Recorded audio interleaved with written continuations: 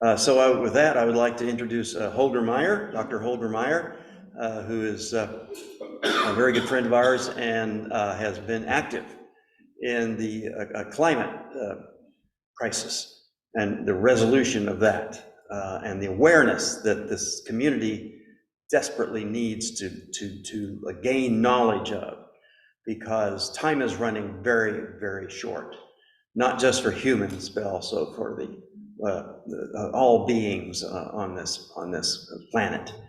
So, and tonight Holger is going to speak about ground source heat pumps for fossil fuel-free home heating and cooling, which is a very easy way to achieve net zero with your household functionings. So anyway, Holger. Thank you, Ken. Yeah, hello. So, like Ken said, the motivation here is to make those of you who are not as familiar with ground source heat pumps or even air source heat pumps a bit more familiar with those technologies, and encourage you to really seriously look into adopting that for your own home, or if your circumstances or where you live doesn't really allow that, at least have the information so you can talk to family members and friends who might be able to implement this at their residences. So I'm a professor of physics at Wichita State. My day job is really particle physics and the smallest of the smallest, but I also dabble in environmental physics and climate science, and enjoy that at least as much as studying the mysteries of the universe. And so only a couple of years ago, I became a homeowner after having lived for rent in an apartment for many years. So what do you do when you finally get into a home? I guess I don't need to go through the blurb I sent out, but anyway, so the current situation here is per capita CO2 emissions. Of course, there's never one plot that really summarizes everything in a fair and impartial way, so you can quibble about details, but here from 1750 to today, per capita carbon emissions have been going up drastically, and so the green curve here is the United States that has been rising soon after the United Kingdom, which of course has been leading during their imperial period, and so many large but still developing countries are having emissions that are quite low. So that's Brazil, India, Indonesia. The world average is under 5 tons carbon dioxide emissions per year per capita. That's actually very close to where the UK has dropped to again, and the European Union overall is not that much above that. South Africa, China, Japan, Russia has been climbing, but also there's smaller countries that have higher per capita emissions. Really, if you look at this, especially historically, as anybody living in the US, I think we bear some responsibility to reverse this trend. And in the past years, it's been coming down, but we need to keep that going and accelerate it. And of course, there's many things that contribute to our per capita carbon emissions. It's not just what happens at our homes, it's also industry and transportation and so on. But yet, what we do at home is the one thing we can most directly impact. And so stay politically active, lobby for environmental laws, and hold industry accountable, and be a mindful consumer and all that, but also look at your own home. So what to do after you buy a house, or also what to do if you haven't done it in a while. Actually, the first thing is to just add more insulation under the roof, fix drafty windows and so on. And that's, nobody likes to talk about that, but it's really quite inexpensive, and it's kind of do-it-yourself type of work, or can be anyway. And it has almost immediate payback financially, because with very little investment, you can really reduce the heating and cooling energy need of your home, usually, unless you've already started in a very good spot. And it also has immediate payback in terms of your comfort. I used to live in apartments that were not well insulated, and the heater was running on one side, and I got hot, and yet the wall with the windows, there was a draft, and the wall was cold no matter how much the heating was going.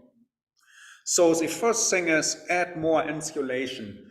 That may also bring down the heating and cooling need, and hence make an upgrade to your heating and cooling system less expensive, right? You need less capable heating and cooling unit because you have insulated your home.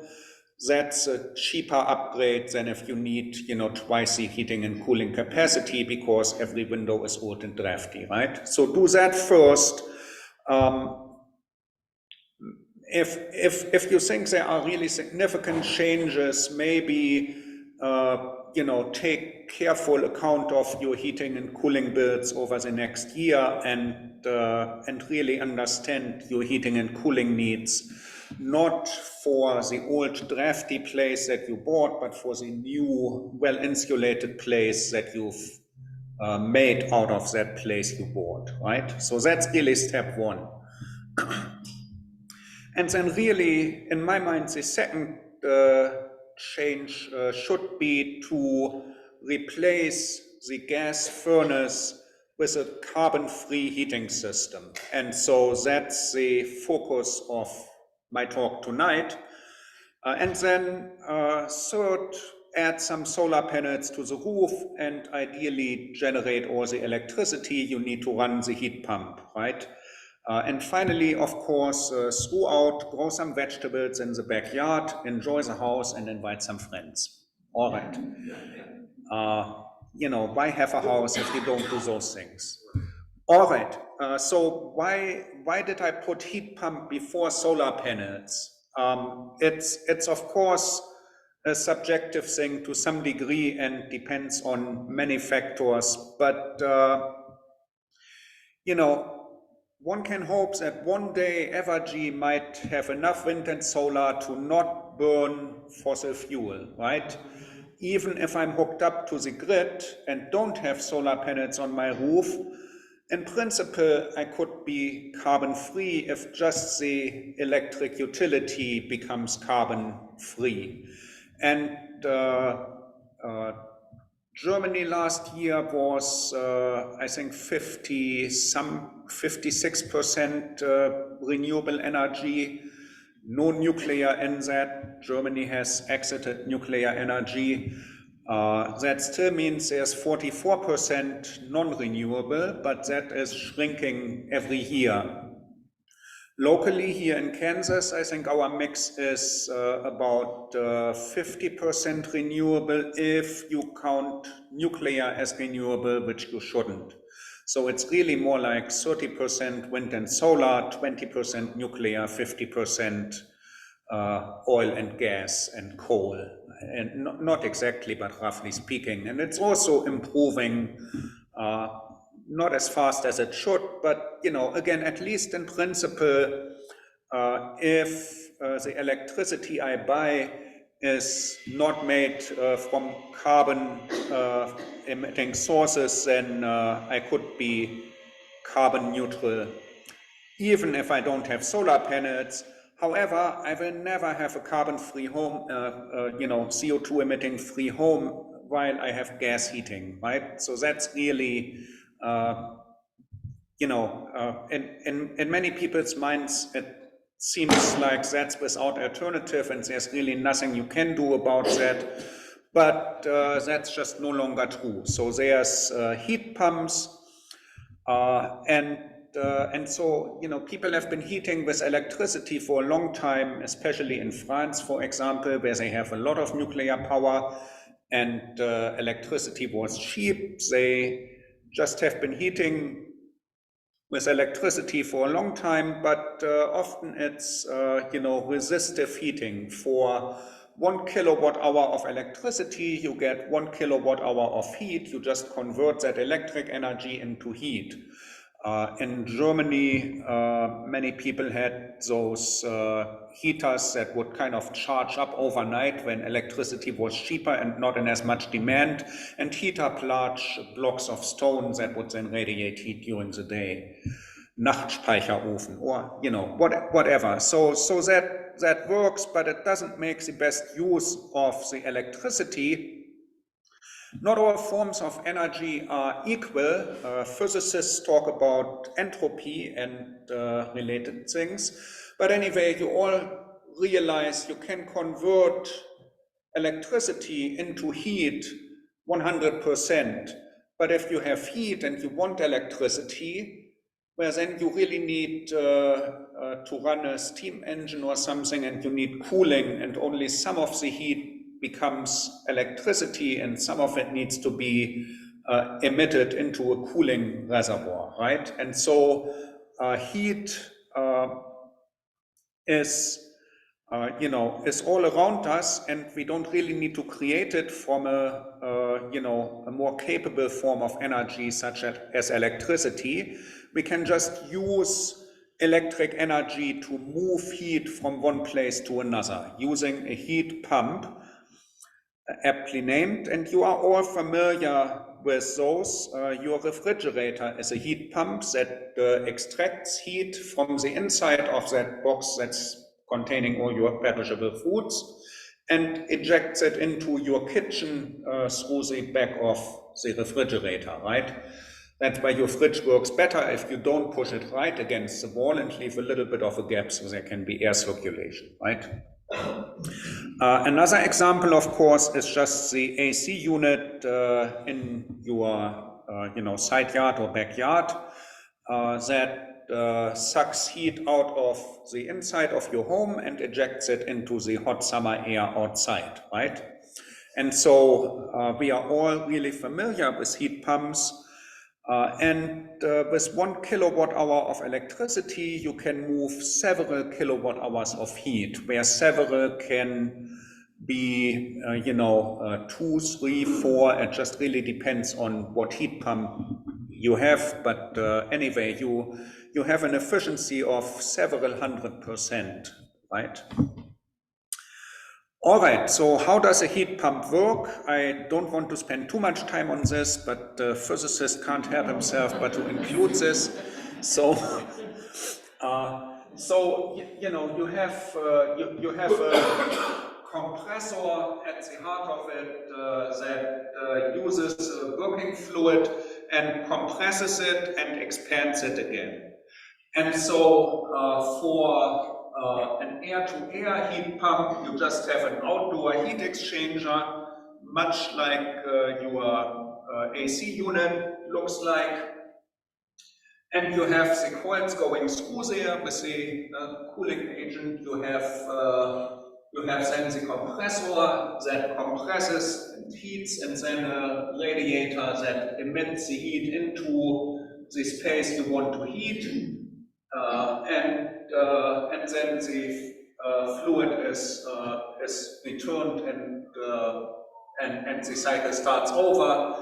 And while your AC unit may only be used for cooling your house in the summer and not to heat it in the winter, a heat pump can have a reversing valve that basically changes which part of this plot is red and which part is blue, and so you can just use the same device both for heating the inside or cooling the inside, right? So those are, you know, nice things. They work well, but another possibility is to use ground-to-air heat pumps instead of using the outside air to extract heat from or to dump heat into. We are, you know, using underground water loops to exchange heat with the working fluid, and then the right side looks pretty much the same. And so this is what I really want to talk about. And in this plot, this little corner on the bottom left here, that's under my backyard. And then anything from about here over to including the heat exchanger here, that's all the one little box in the basement that replaced the space my furnace was in. And then the ductwork attached to this goes into the home, into all the rooms, just like it did before. Okay, so details may vary. This is a schematic, but anyway, if there are questions, we can come back to this. All right, so air source or ground source, both are viable technologies. So how do you choose what makes more sense for you? And there are many considerations. So there's, you know, air source heat pumps of many kinds, you know, the old-fashioned monolithic ones or mini splits or whatever. As well as ground source heat pumps are really by now mature technologies. There are still developments, but fundamentally these are well established. The physics is understood, the engineering has been resolved, these have been on the market. They produce them in larger volume and prices are coming down and so on, but basically, these are both viable technologies. Of course, air source heat pumps don't require any drilling, and they are quick and easy to install. You might do it in, you know, a day. Just with a small unit, you can go to, you know, your local Menards or wherever they sell them, and get one and install it through the wall, and you are done. But it's less efficient than a ground source heat pump because air just doesn't hold as much heat. The whole principle is that you want to move heat from one place to another, and where you want to take it from, the outside air in winter, there has to be enough heat there, and air just doesn't have that much heat. It's much easier to heat a cubic foot of air than it is to heat a cubic foot of water or of dirt. And so even if the air moves past the outside unit, air just doesn't hold as much heat. And then also it's easier to extract heat from something that's warm than from something that's cold, and you want to extract heat in winter, and if it gets very cold outside, that becomes increasingly more challenging as the outside air is very cold. Similarly, in the summer, you want to dump heat from the inside of your home into the air outside, and you know your AC unit has to work much harder on a hot day, not just because more heat comes into your house through the walls and doors and so on, but also because it's more difficult to dump the heat into the hot air in the summer. Right, so it still works, but it's just fundamentally a little bit more challenging. Yet heat pumps, air source heat pumps are used in Northern Europe and in Vermont. I heard a story a while ago on NPR that somebody in Vermont got one and told their neighbors, and pretty soon like half the state, like I forget the exact statistics, but like a large fraction of Vermont got air source heat pumps, and they work well through the winter, and so it's a viable technology. Ground source, on the other hand, it's really not exposed to the elements, right? It's just in my basement and underground, and so it's really protected from from vandalism. If we talk about like the church, you maybe don't want to have expensive equipment above ground where somebody might want to steal the copper or whatever, right? I've always been joking, if my house ever burns down, I can just pitch a tent over the foundation and heat the tent the next day, right? Because the unit in the basement and the pipes in the ground will not burn, right? So it really is, it is quiet, it's, air source heat pumps also are quiet nowadays. But sometimes in a summer day, you sit outside and your neighbor's AC unit kicks in, and it's not really disruptive, but it can be a little bit noisy, right? Depending on what vintage that unit is. So this, on the other hand, there's just water being pumped through the ground. That's very quiet, and then the unit in your basement is also more quiet than any AC unit I've heard, but also it's in a room in your basement and not next to where you want to enjoy your back porch, right? So typically the ground loop is rated for 100 years, and it may be several decades for the heat pump itself. These things are pretty reliable. And then the ground is not just does it have more heat per cubic foot, so that's better than air, but also even in the hottest summer day, it stays at 60 degrees down there, and on the coldest winter night, it stays at 60 degrees down there. So you always have a reasonable temperature to dump heat into or to extract heat from. The one caveat is there are some people who install heat pumps, and instead of drilling enough holes or deep enough holes, they kind of cut corners, and then over the summer the ground heats up, and at the end of the summer their system is much less efficient because they actually did heat up the entire ground under their backyard. But that's really only happening when the system is laid out wrong. So if you know how much heating and cooling you need and work with an installer who doesn't try to sell you the cheapest system, even if it does have problems later, that's not going to be a problem. I should say I did have some reservations because of course it is more invasive also. We disturbed the surface, right? There's a house built. Okay, that goes a couple of feet into the ground, power cables and internet cables and so on, and also a couple of feet of digging. Nobody has drilled 200 feet down where my house is, right? And now I have. But in the end, I decided that really wasn't a valid objection. I mean, there's value to leaving things untouched, but there's very locally around the pipe, it may impact what types of microorganisms and how many and so on, but really it doesn't change the ecology of your backyard significantly. And the other downside is it is slightly more energy intensive to install, of course. You do have to drill all those holes. And of course, the exact impact of that depends on which driller you are working with.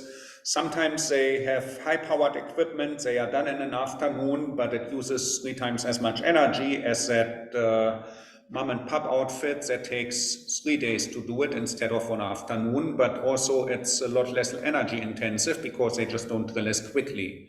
So, and then of course it depends on what soil you have and how many holes you need and how deep and various details, but that upfront energy investment, it may take, you know, about a year or, you know, in worst case, up to 3 years to recoup the energy expended in just installing the system, including the drilling and so on. So I think, again, that's the sooner you start, the sooner those 3 years are over. And once it's in there, you can use it, you know, they quote 100 years, but in practice, I suppose, pretty close to forever. It's, you know, the ground loop anyway is flexible PVC pipes that's underground. If you have plastic on the surface, UV radiation hits it and it degrades, but it's buried underground, so there's no UV radiation.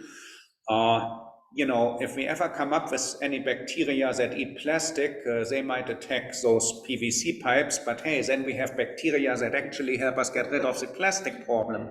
So I'd like to have it fail that way. No, so I think in short, it's really very reliable technology.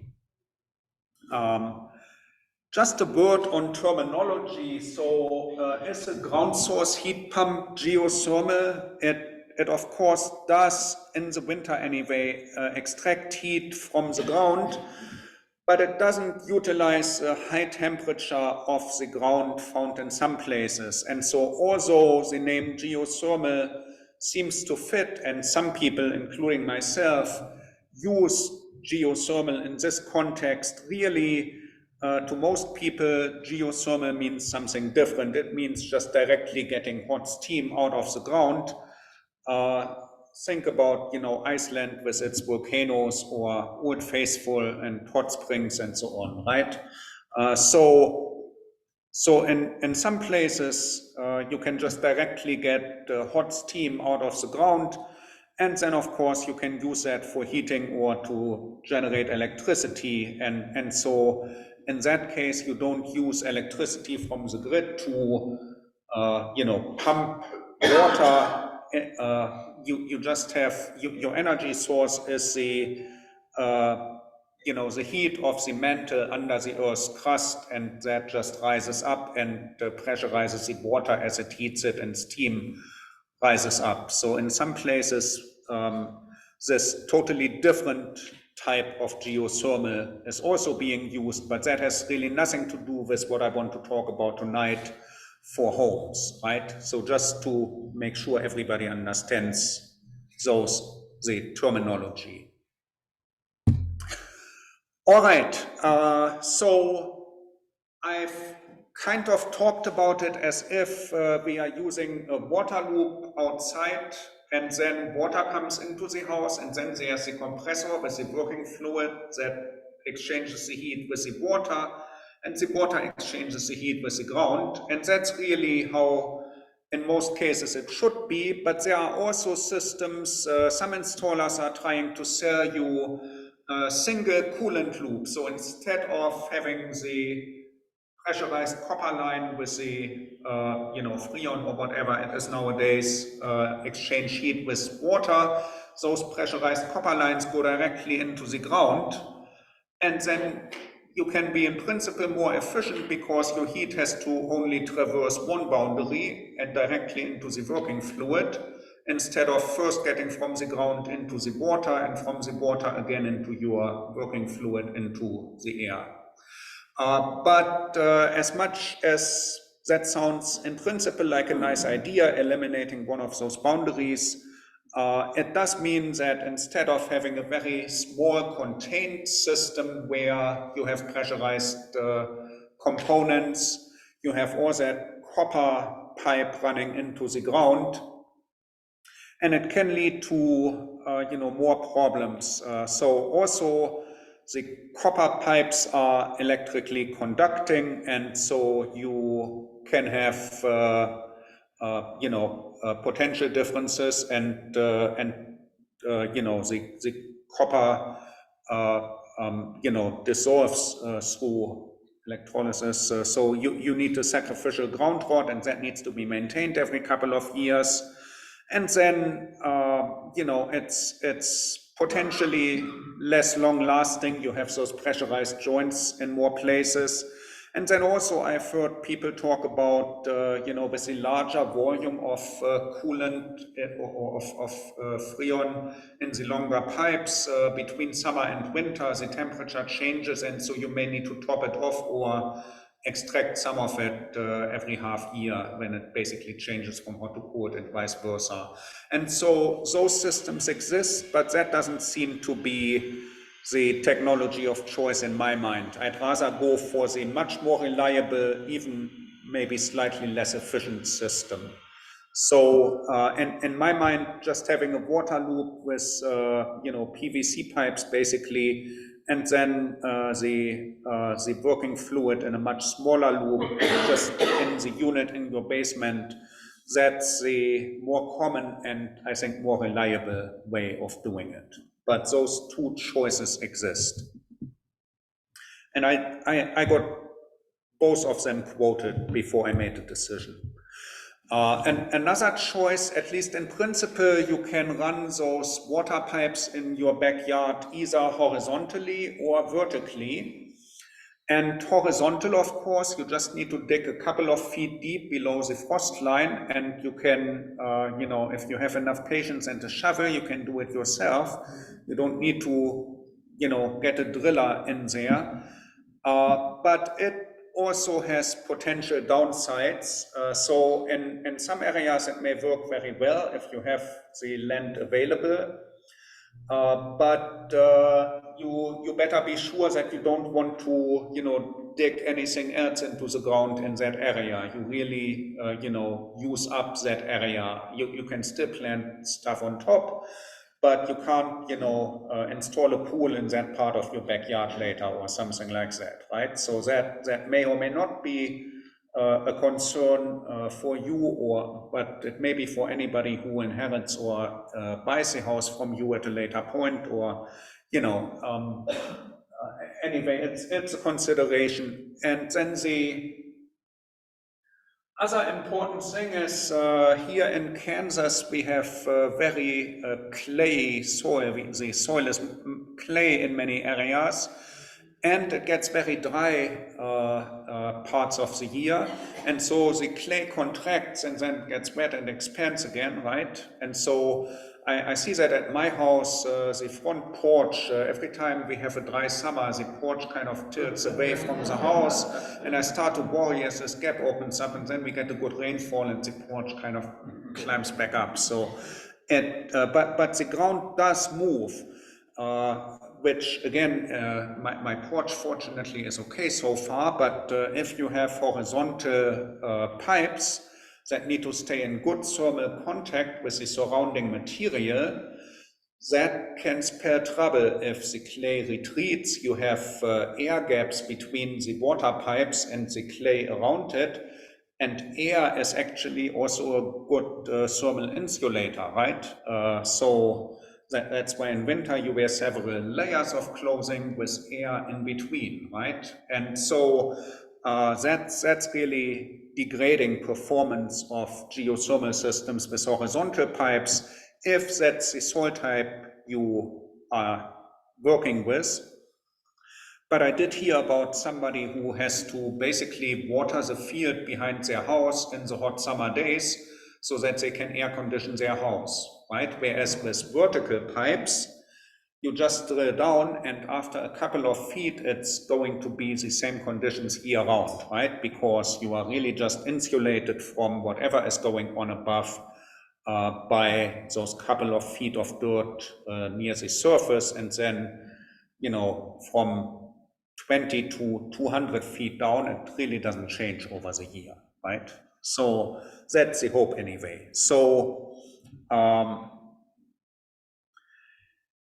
yeah, and vertical, there's all these drillers who have been drilling for oil or drilling water wells for farmers, helping to deplete the aquifers, and so let's give them different jobs and drill the holes for geothermal systems. So,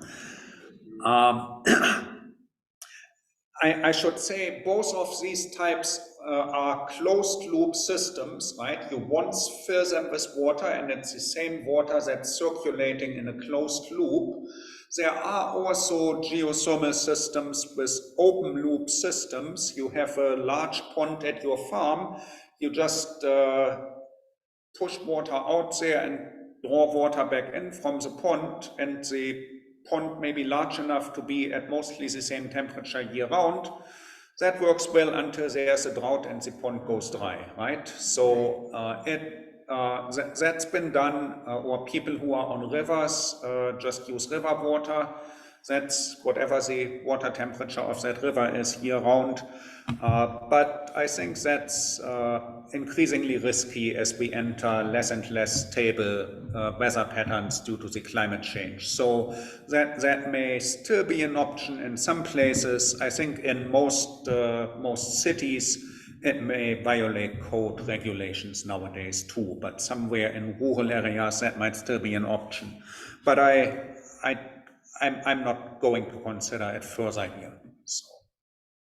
So all right, so lots of considerations, and so now you've been mulling this over in your mind and you say, I really should, but I still didn't decide if I want horizontal or vertical, and eventually you say, well, the heck with it, let's get this done. And so in October 2021, I started to realize that I really need to get my act together if I want to do it before it starts to snow. And so I invited, called up a couple of places, and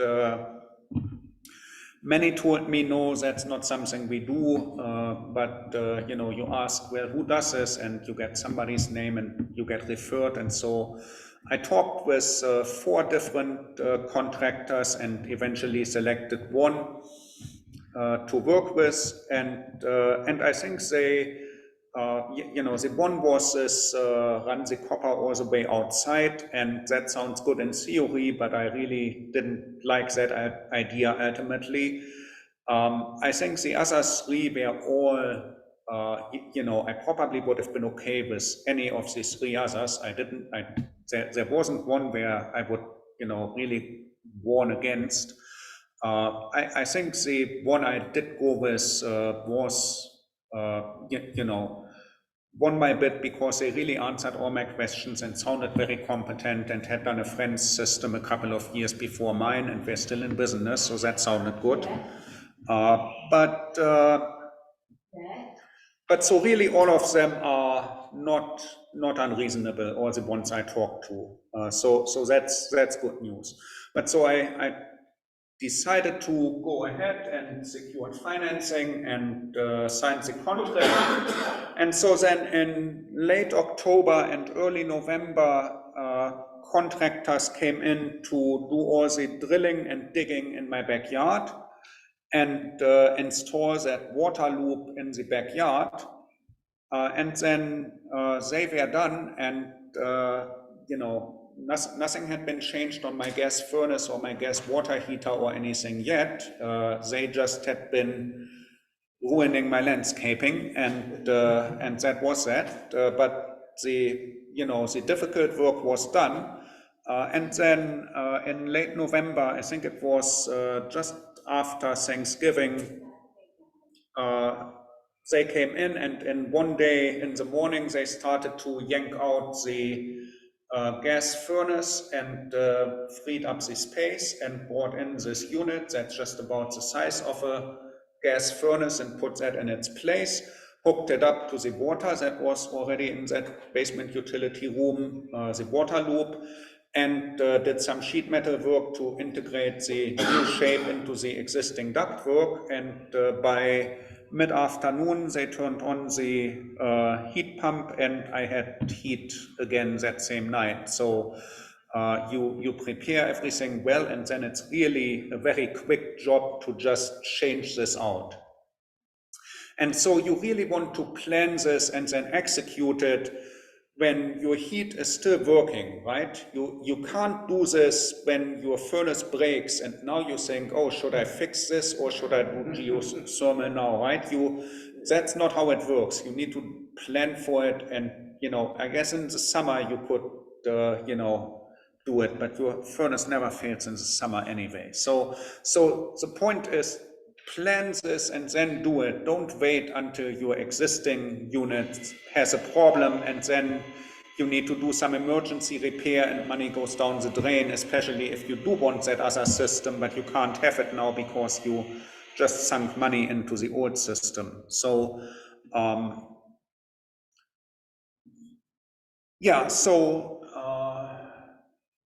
then really by that point, everything worked. In my case, I got a fancy model that also does the hot water with the, so there's a heat pump running, and anytime any electrical device is running, it also generates some waste heat. And so while the heat pump is either heating or cooling my house, it is also heating the hot water in the otherwise electric hot water heater. And so in summer and winter, when I actually use the heat pump, I get hot water for free, because if I wouldn't use it, that heat would need to go somewhere, right? The heat that the heat pump generates. And in spring and fall, I just get hot water the conventional way with an electric hot water heater. So before this, I had a gas hot water heater, and that of course got changed out as well. And then in early December, you know, he showed me how to use the new thermostat and what all the features were of the system, and we signed off and the project was done. And then you still have a gas stove in the kitchen, and you try to replace that, and then you find out that somehow in the Midwest they don't like to sell those induction stove tops, and you have to order it, and they say it's at the East Coast and we get it to you. And so by March, finally, I had it and could then disconnect from gas. So, one fewer utility bills to pay, no more, you know, worry that gas is leaking out of the stove or whatever, right? So this is a Google Maps view of my house, and so there's a backyard. There's actually some trees over here that Google Maps somehow edited out,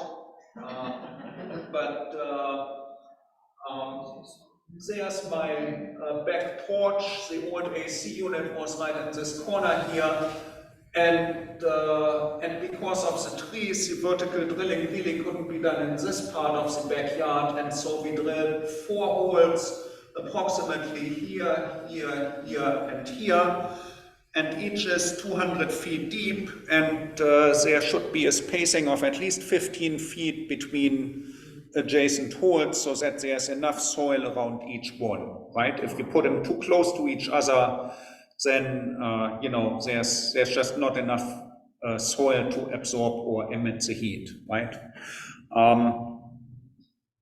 The 200 feet were really the maximum depth that particular driller that they subcontracted with could do with the drilling rig that they brought in. Of course, instead of 4 holes with 200 feet, you could do 2 holes with 400 feet, or, you know, any combination that gives you the same, you know, total number of feet of water in the ground, right? So I'll talk about that a little bit later. My AC unit, the old one that got removed, was rated as a 4-ton unit, and so a 200-foot hole is about able to provide 1 ton of cooling or heating, and so to replace 4 tons, I got 4 200-foot holes. And again, if you have not quite as much space, but you can drill deeper, you just contract a different driller. You just drill even 1 really deep hole in principle, right? Just, and of course, it also depends on what layers you hit as you are drilling. Anyway, for my purposes, 4 200-foot holes seem perfectly reasonable. So what does that look like then? It is something like you know, Greyhound-sized bus-sized thing that drives into your backyard. So I had to remove one fence post and take down 2 fence panels to make it possible for that thing to back into my backyard. I was lucky that I had a common area behind my house. So the same place the mowers come in once in a while to mow the grass. He could drive in, and then I had this part of the fence removed and they backed in there. And so that's what you see on this other picture. And then they actually start and they use a very large drill that drills, I think, a 3-foot diameter hole, but only a foot or a foot and a half deep.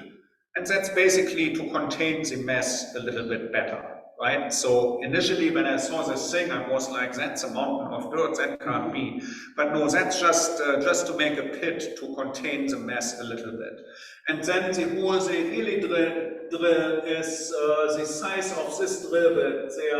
There are several, and every time they have one length in, they rotate this and attach the next segment and push that down. And so this, I have a video as well that I can show, time allowing. But you kind of get the idea of how this works.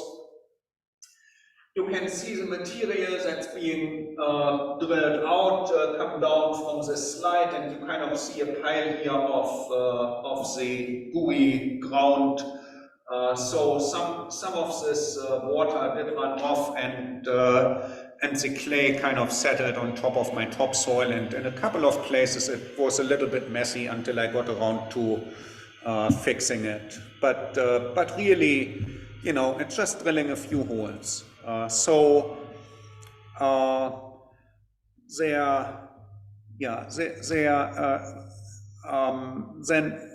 they were done with those holes, and this spool here, the black material on this spool is a pre-filled hose that goes in. So you see actually 2 loops. Two pipes here, and this is the end. So you see at the very end that is 200 feet underground now. There's just kind of a V-shaped or U-turn kind of thing assembled.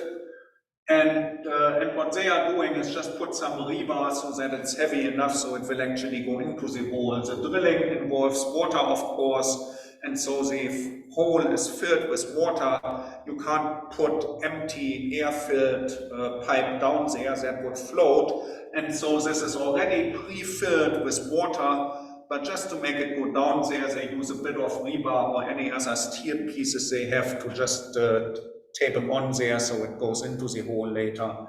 And you see that it's going to be straight once it's in the hole, but it winds up on a spool like this. And so 200 feet of this come just on a spool like that. And once the hole is drilled, you just kind of sink it in there.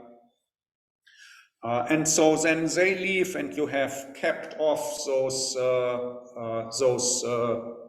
you know, PVC pipes sticking out of the ground. And then the next contractor comes in, and they they then dig a trench 3 feet down, or 4 or 5, however exactly, and then run the same material just horizontally and connect everything together and run it into your backyard. And so when they connect it together, there's heat clamps. You can just kind of heat up the plastic, and this one clamp also kind of presses it together. And so there's just this clamp that fuses it, and so there's no joints, no screw couplings or whatever. It's just at the molecular level, it's the same material, right? It's just heat fused, and so there's no joints. It's very unlikely to develop a leak unless you dig down and hit it with something.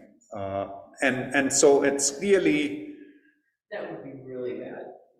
I yeah. can imagine the cost to repair something like that. Well, if ever it does leak, they also have stuff you can inject into the water and then run it and under pressure and force, you know, like when you have a flat tire on a bicycle and you put the green goo in and the green goo fixes your bicycle tire. Similar stuff exists for this, but hopefully you just really never run into trouble. But there, you know, certainly it's not serviceable. If it did fail, you would need to drill a new hole and abandon the other piece of plastic in your ground. But it hasn't happened to me, and I'm not really aware of any stories firsthand. I just have heard that, you know, I asked what happens if something happens, and he said, well, for really small leaks, they can do fixes, but if there's a more serious problem, you just do it over. So let me just briefly show one video that shows just a little bit the mess of what that became. Hold on.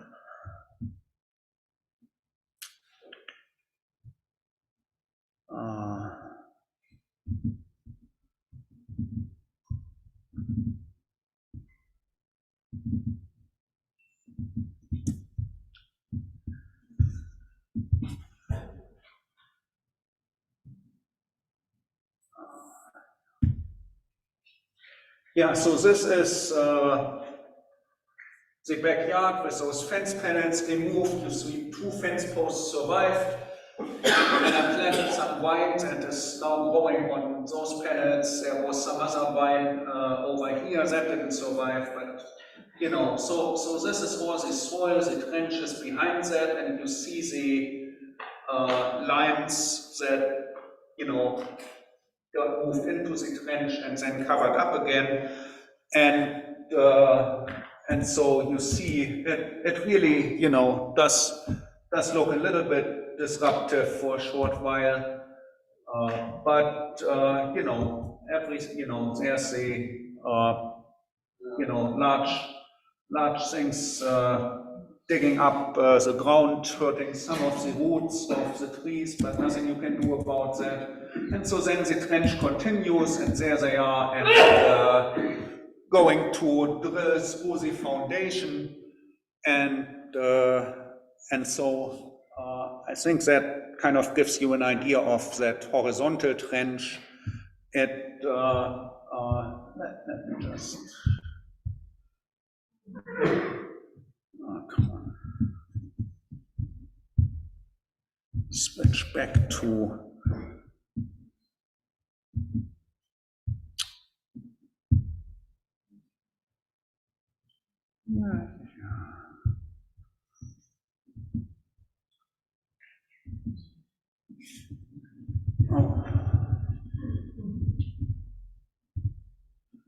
So then, yeah, there's a drilling through the foundation. That's on the inside in my basement, the first hole drilled, and he's indicating where the second one comes out. So you have some idea of how large those holes are. And then by the time they left, they just had manifold in there. So this is the old gas burning hot water heater. Next to that, I had just space in that utility room, and so there's the two cut throughs to the outside. It's just those pipes, and then there's rubber gaskets that go around the pipe and through the foundation, and then you have bolts that you tighten. And as the bolts tighten, the rubber is pushed both onto the pipe and onto the foundation, and it makes a nice seal and holds everything in place. And yet it's a rubber sleeve around the plastic pipe so that there's no punctures or anything. So that's very simple, very nice. And so, you know, there's a bypass and there's shut-off valves.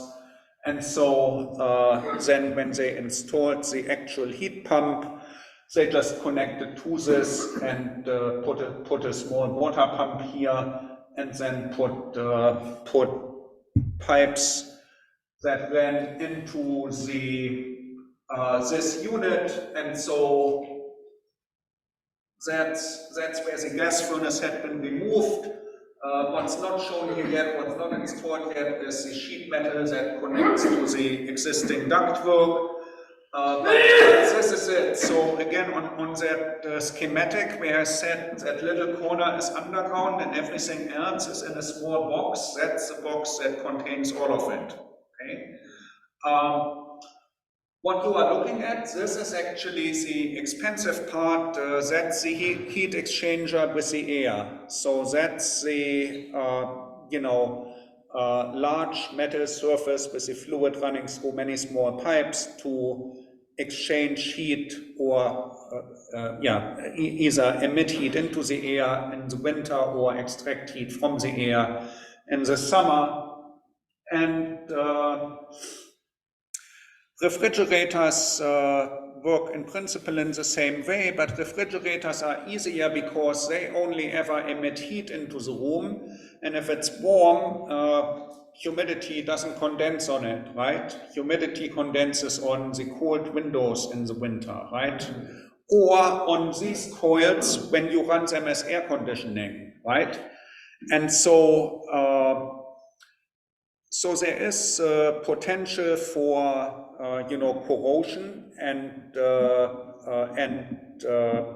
especially where different metals join, you get this green buildup where copper meets zinc or other whatever materials they may use, right? And that can over time lead to leaks. So my unit is it's all aluminum, and they just learned how to make it out of aluminum, and aluminum doesn't conduct heat quite as well as some other materials, but it's there's no joints between dissimilar metals or anything, and so it's quite reliable. It's a nice system.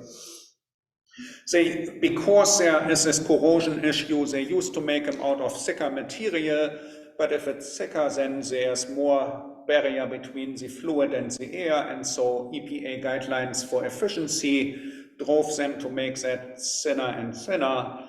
And so for a while, there were some years where that led to problems, but I think the manufacturers have just learned how to deal with that and improve their manufacturing processes to where those units are quite reliable. But if you are a real geek, there's a lot of details you can discuss about these units, but the fundamental technology is pretty simple, really.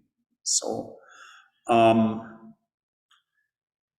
yeah, I think that's it. I have a movie with different views of this, so you can kind of see the water pipes go in and out here. There's two other small water connections that go to the hot water heater, so they heat water from the hot water heater during times when that's possible, and then there's the opening on the top, that's the other, air goes through the unit, and there's a small control module, and it hooks up to your Wi-Fi, and it speaks with the company that monitors its performance, and you can go to a dashboard on the web and download all your data and so on if you want to do those things. It's quite unnecessary to have all those bells and whistles. I am the geek who wanted those bells and whistles, and so I paid for them. But when I talk about the economics, I paid really quite a bit more than I really needed to for this system. There's not the Cadillac of heat pumps. I could have gotten a system that works for 26,000, and I think it would have been a good system. It might not have been quite as efficient as the one I got, and it wouldn't have done the water heating and so on. But it, when I didn't really need to pay almost 40,000 for this. But I decided to do that, and I got loans through the Clean Energy Credit Union. I got a short-term loan for 10,000, And since I did this at the end of the year, tax time was right around the corner, and I paid that loan back before I paid any interest on it, because Uncle Sam subsidized at that time was 26%.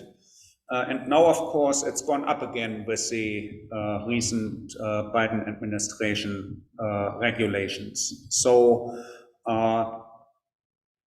then for the other part, I took a 12-year 4.9% loan, which works out to about $275 a month. And I paid that much in utilities before in some months. Not in spring and fall, but certainly in, really cold winter months. You all know how much you pay for, gas and electricity when all is said and done. And, hopefully in many months, it may be less than $275 plus some more for electricity that I still pay. But, but it's also, it fit into my budget. And so I went ahead and did it. To really compare exactly how much did I save or pay, or how does this compare to my expenses before, is actually quite complicated. I had two daughters who were with me and then moved out, and one moved back in and moved back out again, and Lucy moved in, and then I lost her, and so on. So there were just, then I got an electric car and drove it more and drove it less, and so there's too many factors. I can't come up with a clean comparison. I'm sure I'm doing quite well, but I can't quantify that in a convincing way, because there's just too many other changes that have been going on at the same time.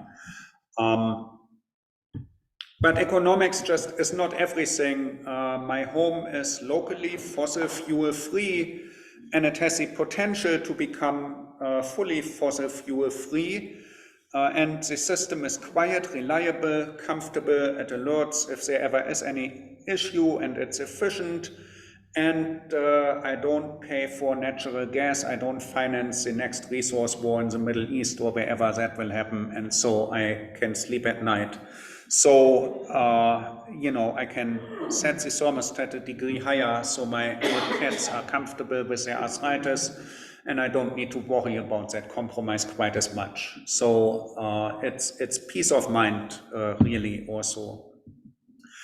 The system has different settings. It has, so it's connected to a variable speed fan that distributes the heat or cold air throughout the house, and that's variable speed and gets adjusted as need be.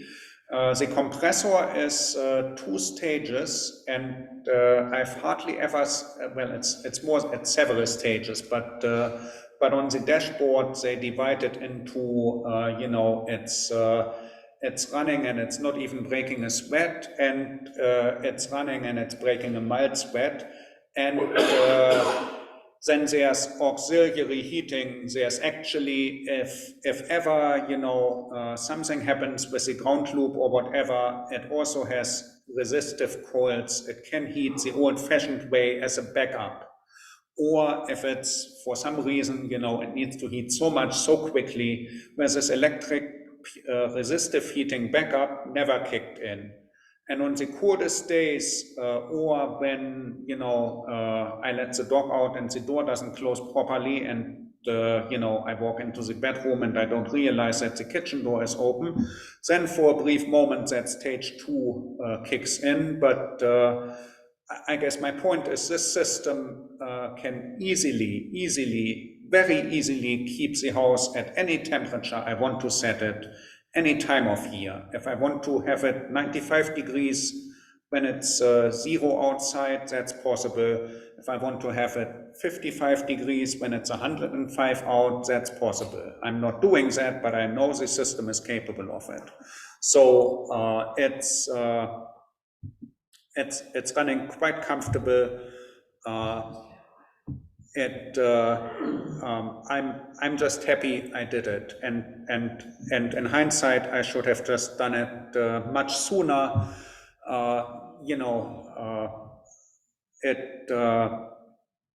I did inherit a small sum of money around that time, and so that was finally what made me feel comfortable going ahead at that time. I was on the verge of doing it anyway before, but it is,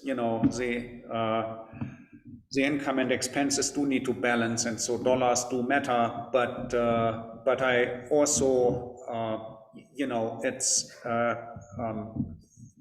gas prices are relatively unpredictable with geopolitical effects and so on. And so even if you don't consider the indirect costs that you don't have to pay for, but that the planet does pay for, and your grandkids ultimately, even if you don't consider that, the direct cost is maybe less than $275 right now, many months, but who knows how that develops. Whereas I'm now locked into this for another, 10 years. I can pay it back early or whatever, but after that, I have a home that has that value added, and it's going to have years left after that. So it does seem to be a very worthwhile investment for me right now.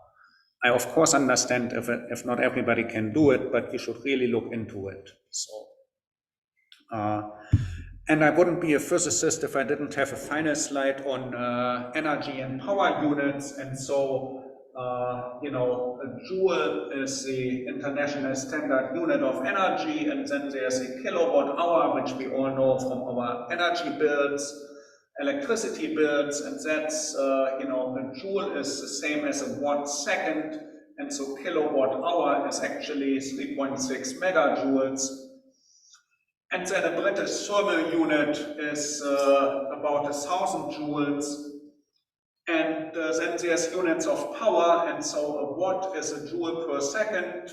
You all may remember horsepowers, which is like 276 watts.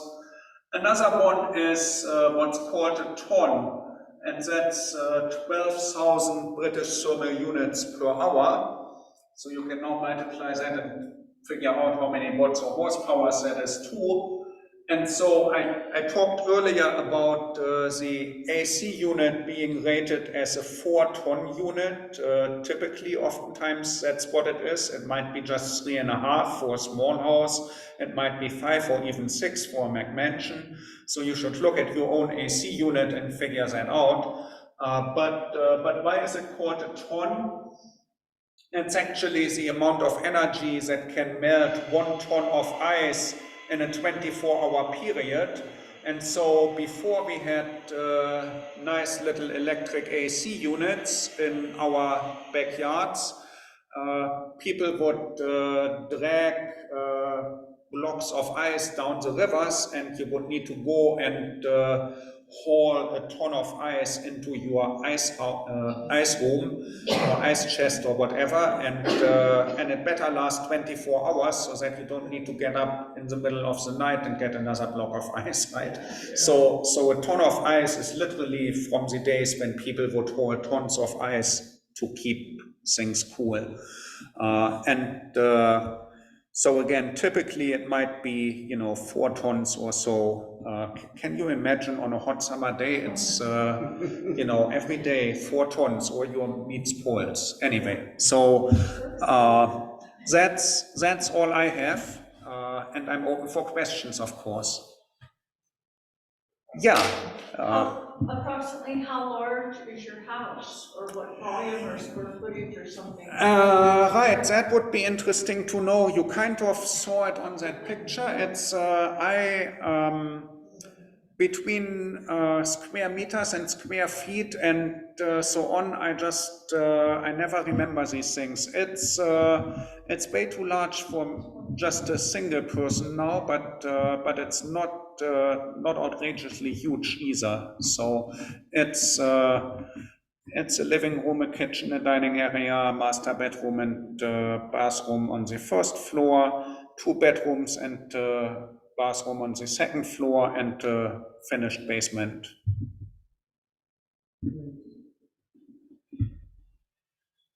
Jennifer? I was asking, so you were talking about basements, but what if you don't have a basement?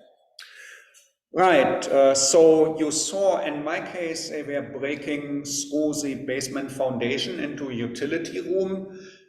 This church doesn't have a basement. We have a utility room in that corner. They could obviously come in under the sidewalk and then up into that utility room.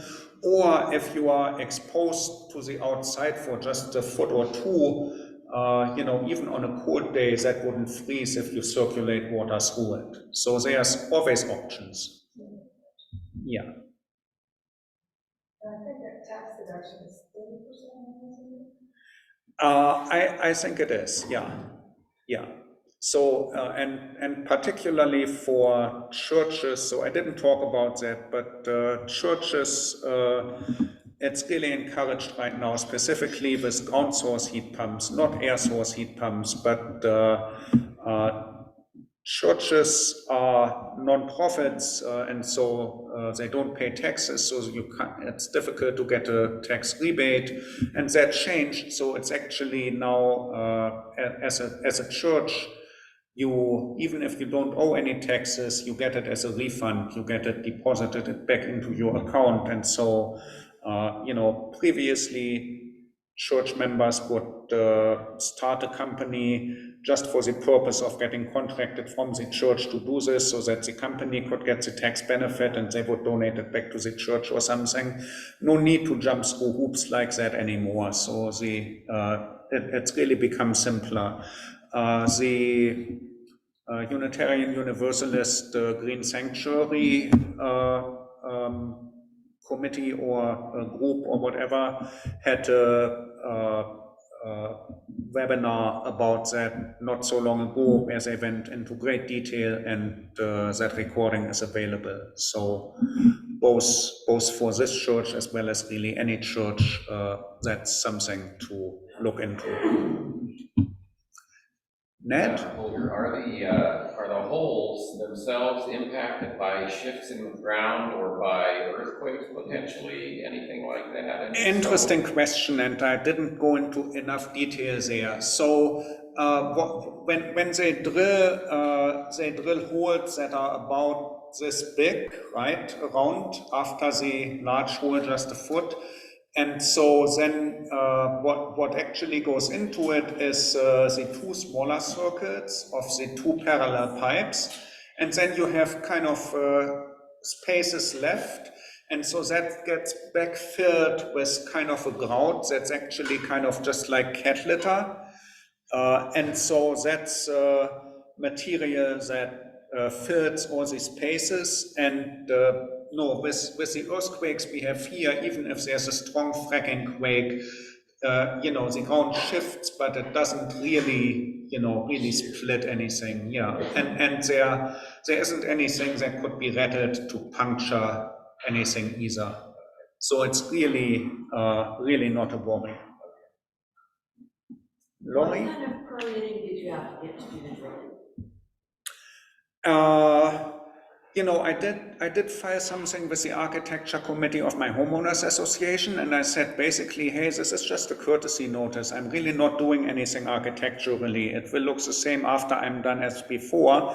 The only architectural change is that I remove my AC unit. And so they said, I guess.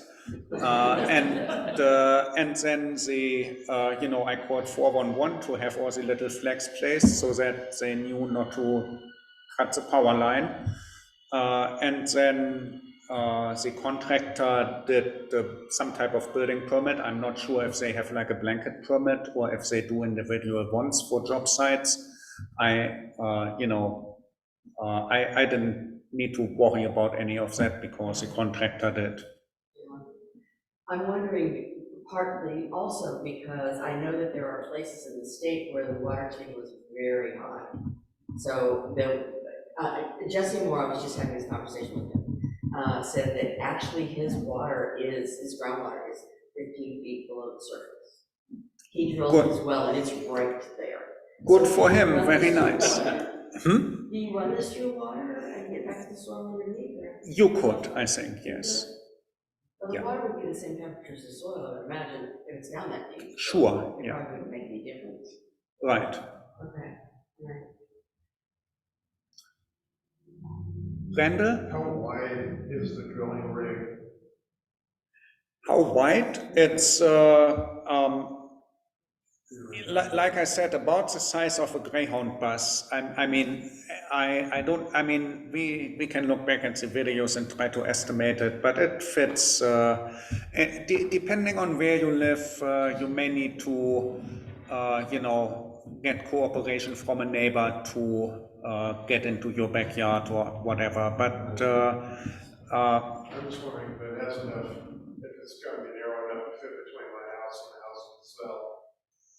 I don't know that there's gonna be enough space. Potentially it can be an issue. There may be houses they can't conveniently get to. And of course, there are also different drilling rigs, right? And different contractors. And I talked about that a little bit.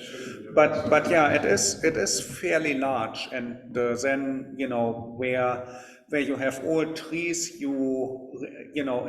it's not just a large vehicle, but then when that boom comes up, it's fairly high into the air as well, and so you can't do it where there's any trees or whatever. A couple of other questions. So the holes in the ground, first of all, I understand 2. Why are there 4? I must have missed something instead of 2. It's not going down one hole and coming up the next. In each hole you drill a hole of this diameter roughly, and then I showed one picture where this U at the end was shown, and so there are 2 smaller pipes side by side that go into this larger hole.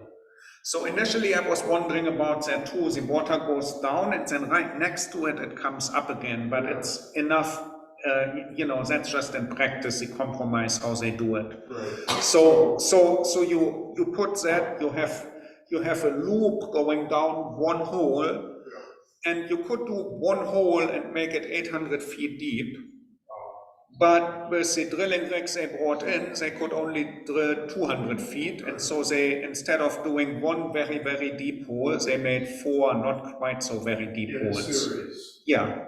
And then are the holes, are they cased or not cased ultimately? So they shove this stuff down there, and then of course, because this isn't round, whereas this is round, you can imagine that if you put 2 small round things into one larger round thing, there's spaces left. And so then they went in with a nozzle and backfilled it with this kind of cat litter type place material. Wet slurry? What was it, a wet slurry? Yeah, basically, okay. Right.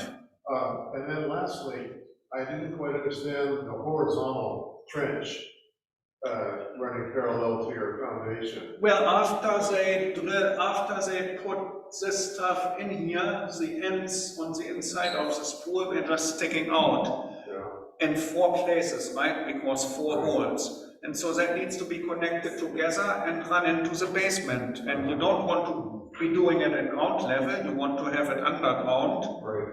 And so they dig a trench, connect it all up with this heat fusing the different materials. It looked like a wide trench though in the photo. It's not possible to make a narrow trench to accomplish that?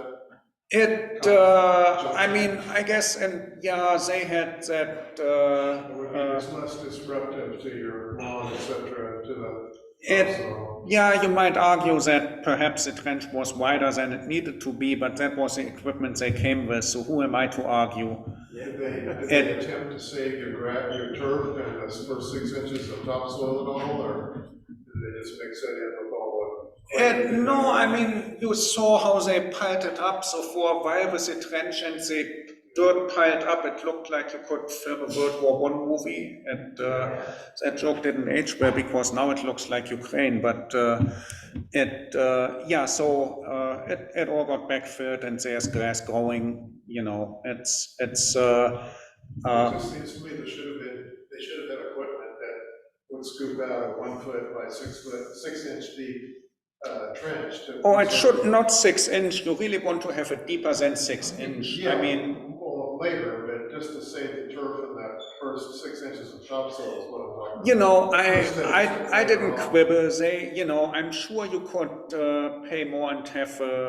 So the vertical driller, these two guys were one subcontractor, and then the horizontal guys, that was a different group, a different subcontractor. And so I didn't personally hire these guys.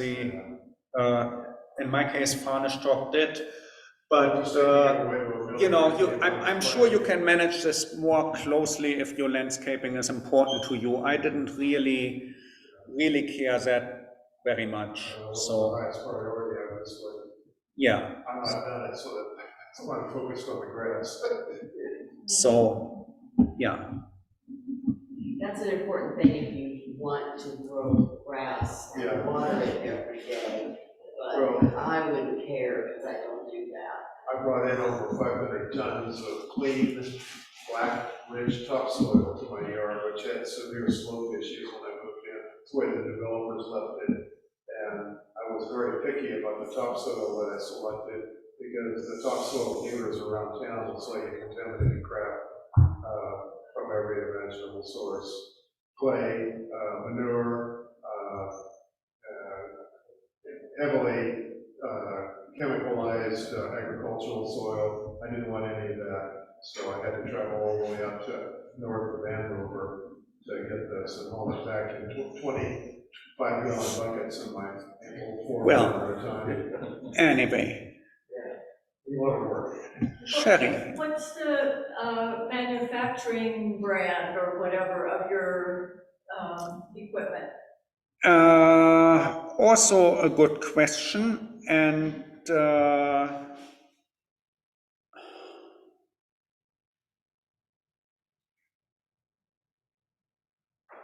I can't believe I forgot it right now. I know the runner-up, the other contractor I considered, that would have been Siemens, and it turned out that was only my second choice, but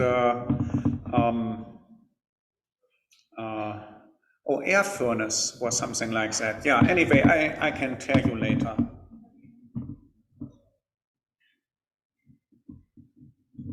I think Siemens might be the brand that the Fresh Air Baby house has in the park. Okay. I think so. And those, you know, those are, you know, it came down to really details. I think they were just as good as what I got. Just very minor differences. Just one was nerdy.